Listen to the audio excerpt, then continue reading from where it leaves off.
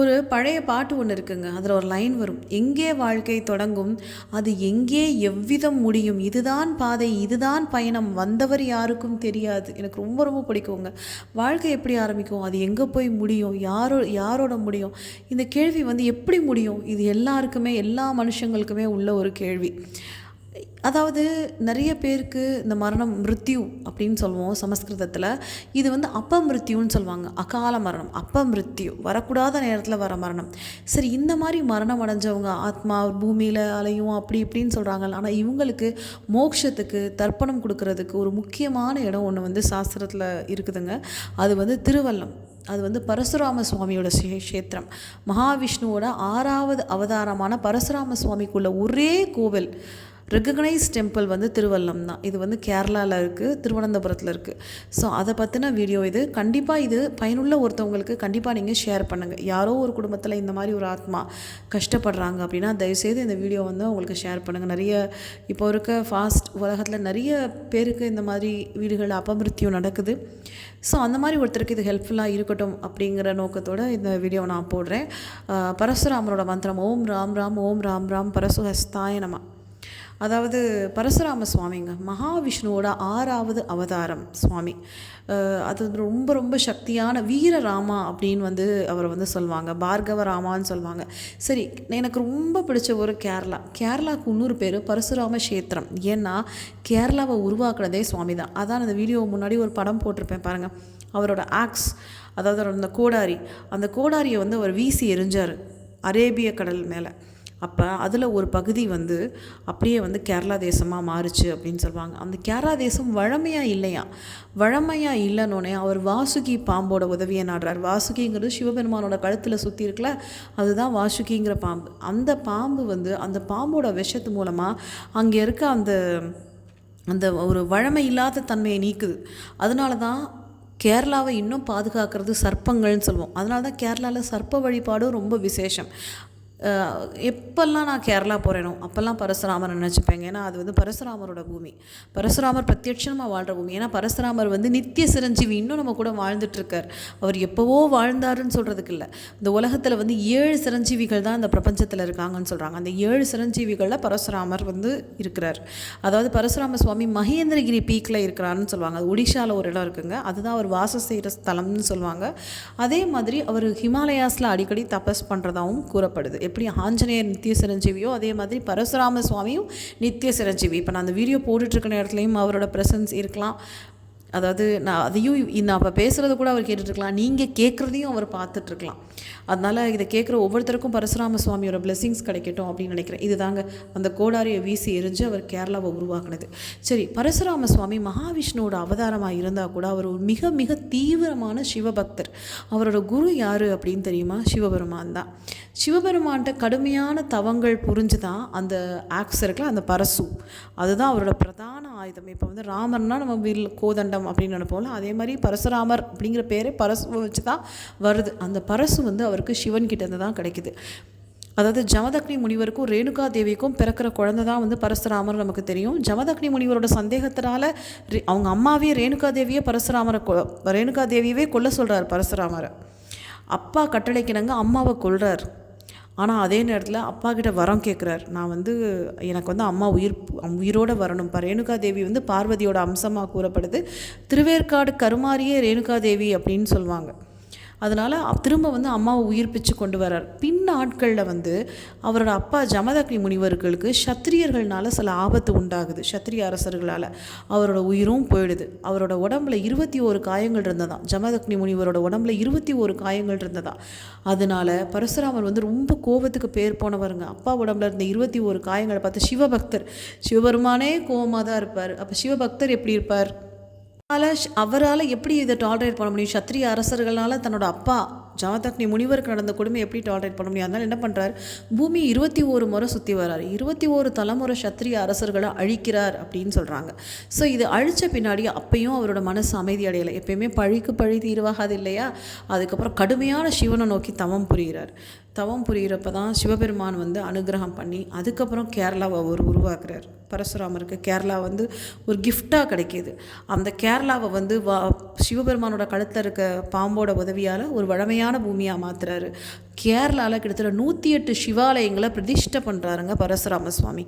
இது ரொம்ப முக்கியமானது. நான் என்னோடய வீடியோ பார்க்குறவங்களுக்கு தெரியும், வடக்குநாத சுவாமி கேரளாவோட முதல் சிவாலயத்தை பற்றி போடுவேன். ரொம்ப முக்கியமான சிவாலயம் அது. பரசுராமரால் பிரதிஷ்டை பண்ணப்பட்ட முதல் சிவாலயம், கேரளாவோட தலைமை சிவாலயம்.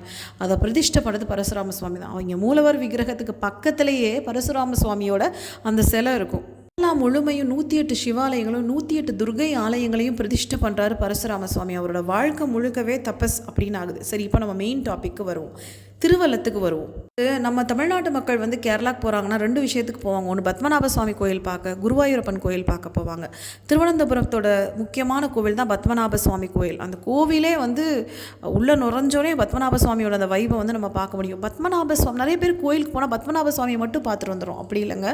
பத்மநாப சுவாமியோட சிலை ஒரு காலத்தில் இந்த திருவல்லம் அப்படிங்கிறது தான் பத்மநாப சுவாமியோட தலையான். திருவல்லம்ங்கிற க்ஷேத்திரம், அதாவது பரசுராமர் க்ஷேத்திரம் இருக்குல்ல, பரசுராமர் கோவில், அதுதான் வந்து பத்மநாப சுவாமியோட தலையான். அதுக்கப்புறம் திருப்பாதபுரம்ங்கிற சிவன் கோயில் வந்து பத்மநாப சுவாமியோட காலாம். பத்மநாப சுவாமியோட தரிசனம் நீங்கள் போய் பார்த்தாலே ஸ்ரீரங்கநாதர் பார்க்குறோம்ல, அதை விட ஒரு மாதிரி ரொம்ப டிஃப்ரெண்ட்டாக அழகாக இருக்கும். பத்மநாப சுவாமியை பார்த்தவங்களுக்கு தெரியும். அப்போ இவ்வளோ நீளமாக இருந்ததான் திருவள்ளத்தில் அவரோட தலை. பத்மநாப சுவாமியில் வந்து அவரோட நாபி, அதாவது நாபினா தொப்புள் பகுதி, திருப்பாதபுரத்தில் அவரோட பாதம் இப்படி விரிஞ்சு கிடந்ததான். அப்போ வில்வமங்கலர் சுவாமி அப்படிங்கிற மகாவிஷ்ணுவோட பக்தர் வந்து வேண்டுறார், சுவாமி கொஞ்சம் உடம்பை வந்து சுருக்கிக்கங்க அப்படின்னு சொன்னபடிக்கு அவர் வந்து பத்மநாப சுவாமியோட கன்ஃபைன் ஆகுறாரு அப்படின்னு சொல்லுவாங்க. அதனால் நீங்கள் வந்து பத்மநாப சுவாமியை கவர் பண்ணணும், கும்பிடணும் அப்படின்னா ஃபஸ்ட்டு திருவல்லம் போகணும், பரசுராமரை கும்பிடணும், அப்புறம் பத்மநாப சுவாமியை கும்பிடணும், அப்புறம் போய் சிவன் கோயிலான திருப்பாதபுரமை கும்பிட்டாதான் உங்களோட பத்மநாப சுவாமி கோயில் பயணம் முழுமையடையுது. சரி, திருவல்லத்தில் வந்து சுவாமி என்ன செய்கிறார், பத்மநாப சுவாமி என்ன செய்கிறார், பரசுராம சுவாமி என்ன செய்கிறாருன்னா, அவங்க அம்மா ரேணுகா தேவி அப்பா ஆணைக்கிணங்க அவங்கள கொல்றாருல, அவங்க அப்பமிருத்தி அடைகிறாங்க. அதே மாதிரி ஜமதக்னி முனிவரும் ஒரு அகோர மரணத்தை அடைகிறார். ஏன்னா 21 முறை அவரோட உடம்புல வெட்டுக்காயங்கள் இருக்குது, அப்படி மரணம் அடைகிறார். அவங்க எல்லாருக்குமே, அவங்களோட அத்தனை பித்ருக்களுக்குமே இந்த மாதிரி அவங்க அகால மரணம் அடைஞ்ச அவரோட அப்பாவுக்கு அவங்களுக்கு எல்லாமே அவர் தர்ப்பணம் கொடுத்த இடம்தான் வந்து திருவல்லம்ங்க. பரசுராம சுவாமியே கரமனைன்னு ஒரு ஆறு, அந்த ஆறோட கரையில் தான் இந்த கோவிலே இருக்கும். அந்த ஆறில் வந்து சுவாமி குளிக்கிறார், பரசுராம சுவாமி குளிக்கிறார். அப்போ அவருக்கு சிவலிங்கம் கிடைக்கிது. அந்த சிவலிங்கத்தை பிரதிஷ்டை பண்ணி அங்கேயே அவரோட தகப்பனாருக்கும் மற்றபடி பித்ருக்களுக்கும் தர்ப்பணம் செய்கிறார். ஸோ சுவாமியோட தர்ப்பணத்தை ஏற்று அத்தனை ஆத்மாக்களுக்கும், அதாவது மரணம் அடைஞ்ச அந்த அப்பமிருத்தியும் அடைஞ்ச, அதாவது 21 முறை க்ஷத்திரியர்களால் வெட்டி கொல்லப்பட்ட, வெட்டுக்காயங்களோட கொடூரமாக கொல்லப்பட்ட அவரோட அப்பாவுக்கு வந்து அங்கே வந்து மோட்சம் கிடைக்குதுங்க.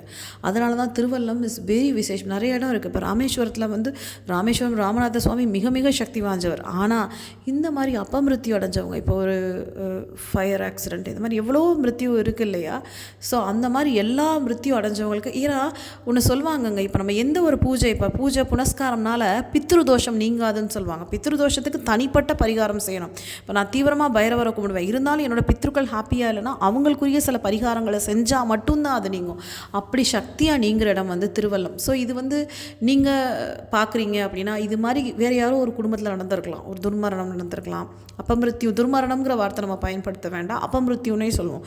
அந்த மாதிரி நடக்கிற வீடுகளுக்கு தயவுசெய்து இந்த வீடியோவை ஷேர் பண்ணுங்கள். ஸோ அவங்களுக்கு வந்து திருவல்லம் போய் அங்கே தர்ப்பணம் கொடுக்குறப்போ, ஏன்னா பரசுராம சுவாமியே மகாவிஷ்ணுவோட அவதாரமும் சிவபெருமானோட தீவிர பக்தரும், இன்னும் சொல்லப்போனால் சிவனோட ஒரு அம்சம் மாதிரியே ஆயிடுறார் பரசுராம சுவாமி. அப்போ அவர் கொடுத்த தர்ப்பண இடத்துல, அந்த கரண்மனை ஆற்றோட அடிவாரத்தில் இருக்க அந்த திருவல்லம் கோயிலில் பரசுராம சுவாமி க்ஷேத்திரத்தில் போய் நீங்கள் தர்ப்பணம் கொடுக்குறப்போ அங்கே அமாவாசை நாட்களில் பயங்கர கூட்டம் இருக்குங்க. ஸோ அந்த நாட்களில் போய் நீங்கள், ஆனால் அழகாக லைன் கட்டி வச்சுருப்பாங்க. அங்கே வந்து போனோன்னா அவ்வளோ காக்கா இருக்குங்க. எனக்கு தெரிஞ்ச அந்த காக்கா, நமக்கு தெரியும் முன்னோர்கள் வந்து காக்கா ரூபத்தில் வந்து தான் பிரசாதத்தை எடுத்துகிட்டு போவாங்க அப்படின்னு சொல்லுவாங்க. அந்த கோயிலுக்கு போகிறப்பயே வேறு ஒரு வைபாக இருக்குங்க. தயவுசெய்து இந்த வீடியோ யாருக்காவது பயனுள்ளதாக இருந்தால், ஏன்னா சில குடும்பங்களில் ஒரு விஷயம் நடந்திருக்கும், அதுக்கப்புறம் நிறைய விஷயங்கள் தப்பாக நடக்குது அப்படின்னு சொல்லி ஃபீல் பண்ணுவாங்க. அந்த மாதிரி யாராவது ஒருத்தருக்கு இது கண்டிப்பாக, ஏன்னா நிறைய பேருக்கு திருவல்லம் கோவில் பற்றி தெரியலை.